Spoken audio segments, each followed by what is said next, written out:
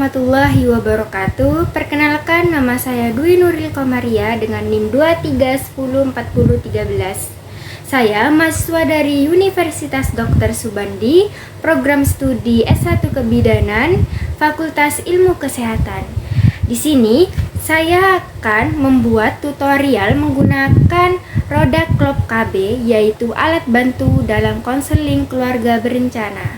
Jadi, roda klop ini berisi kriteria persyaratan medis untuk memulai penggunaan metode kontrasepsi tertentu. Roda klop ini memberikan informasi kepada provider pelayanan keluarga berencana dalam memberikan rekomendasi mengenai metode kontrasepsi yang aman untuk calon akseptor dengan kondisi medis atau karakteristik medis tertentu. Sebelum itu, saya akan menjelaskan bagian-bagian dari roda klop ini. Di sini, pada halaman pertama, di bagian dalam terdapat ucapan terima kasih.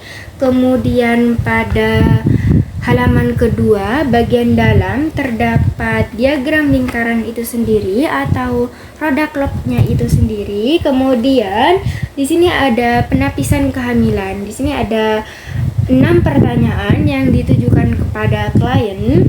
Bila klien menjawab tidak pada semua pertanyaan, maka kemungkinan kehamilan tidak dapat disingkirkan. Klien harus menunggu sampai haid berikutnya atau menjalani tes kehamilan. Sedangkan bila klien menjawab ya pada minimal salah satu pertanyaan dan klien tidak mempunyai gejala kehamilan, maka dapat diberikan metode kontrasepsi pilihannya. Kemudian di sini ada prosedur penapisan klien.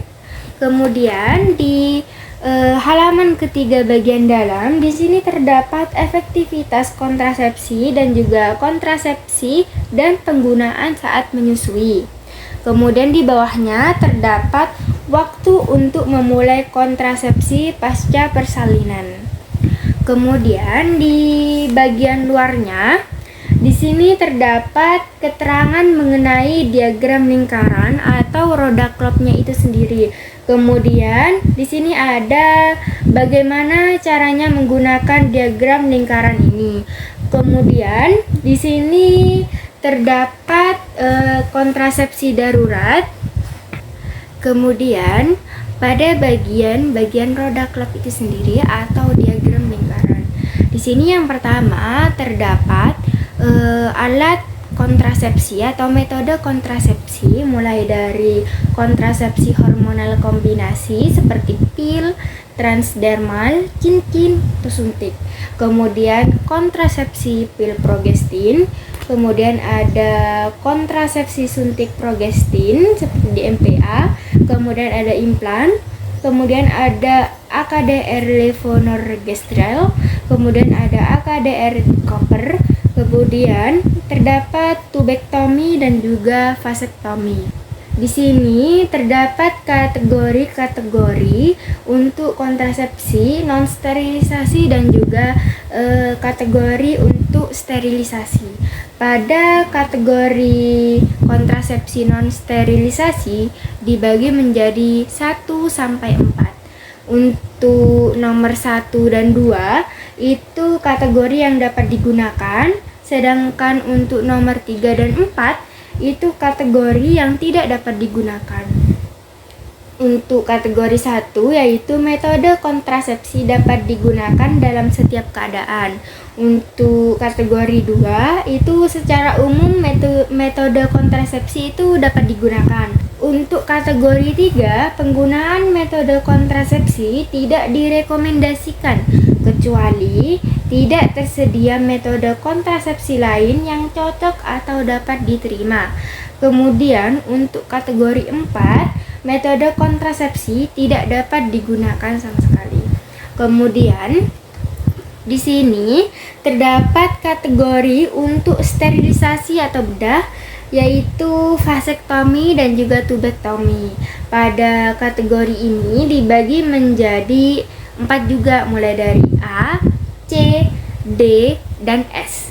Untuk A, itu dapat diterima, tidak ada alasan medis untuk menolak sterilisasi pada kondisi ini. Untuk kategori C, yaitu hati-hati, prosedur dapat digunakan pada keadaan normal namun perlu persiapan ekstra dan juga hati-hati. Untuk kategori D, itu tunda. Prosedur ditunda sampai kondisi dievaluasi dan dikoreksi. Metode kontrasepsi alternatif sementara harus disediakan. Untuk kategori S, spesial atau khusus, prosedur harus dilakukan oleh operator yang berpengalaman dan peralatan harus lengkap dan tersedia untuk anestesi umum dan harus dipikirkan regimen anestesi yang tepat. Metode kontrasepsi alternatif sementara harus disediakan jika rujukan dibutuhkan. Untuk kategori ini, kategori A dan C itu dapat digunakan. Sementara untuk kategori D dan juga S itu tidak dapat digunakan. Nah, untuk lingkaran bagian luar ini terdapat kondisi-kondisi medis spesifik ataupun karakteristik dari pasiennya. Sedangkan pada bagian dalam, di sini terdapat angka dan juga huruf yang menunjukkan kategori-kategori apakah metode kontrasepsi itu dapat digunakan atau tidak dapat digunakan. Kemudian di samping dari angka-angka ini atau kategori-kategori itu biasanya terdapat huruf yang dapat dilihat di bagian belakang dari roda Klopp itu sendiri atau diagram lingkaran.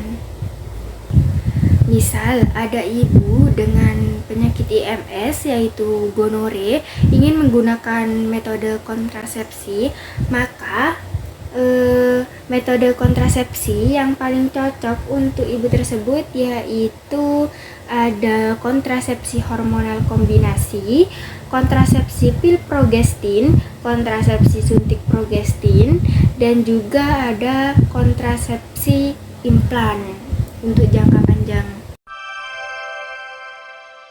Nah, berikutnya akan saya berikan contoh kasus atau contoh soal untuk penerapan roda Klopp ini atau diagram lingkaran.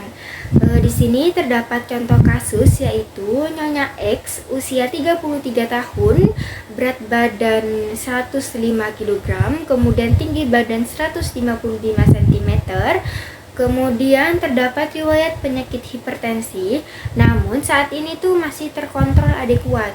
Kemudian mempunyai riwayat persalinan 2 kali.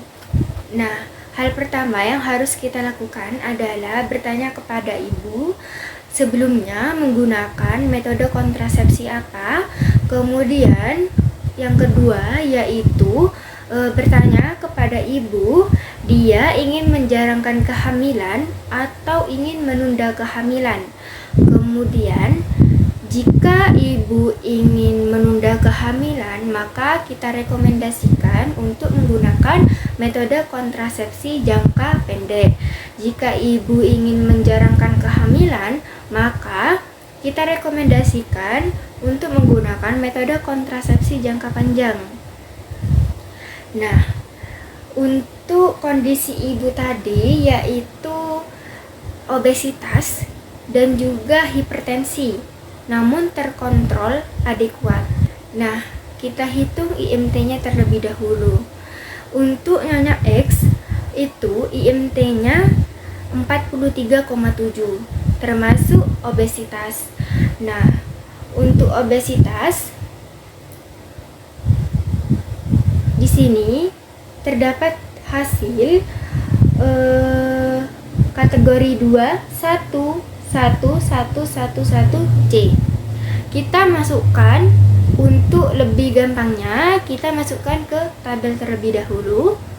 Kemudian kita cari untuk hipertensi. Di sini terdapat kategori 312111C.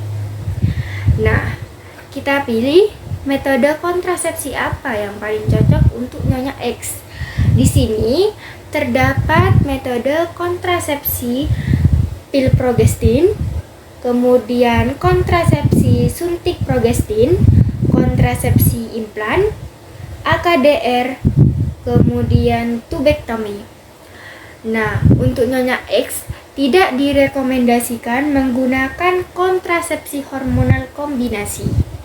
Sekian untuk video tutorial menggunakan roda clock atau diagram lingkaran ini.